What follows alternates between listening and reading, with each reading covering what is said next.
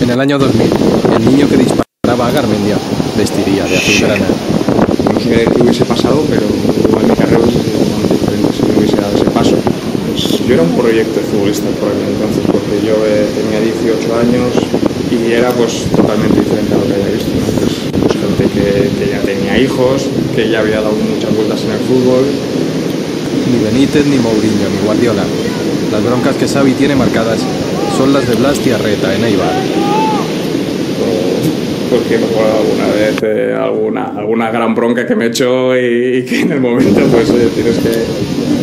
Jugando así, ¿cómo vas a volver a Real? Imposible. ¿Qué te crees? ¿Que estás aquí solo para sacar las faltas y los córners? Xavi conoció otro fútbol, el que ha forjado la identidad del Eibar, el de los interminables viajes en autobús. El hacer prácticamente todos los desplazamientos en autobús. Llegabas a las 6 de la mañana, había gente que tenía que ir a trabajar el lunes por la mañana. Yo tenía que ir a la universidad, pero yo no voy a la universidad, yo me meto a la cama a descansar, yo podía decirlo eso.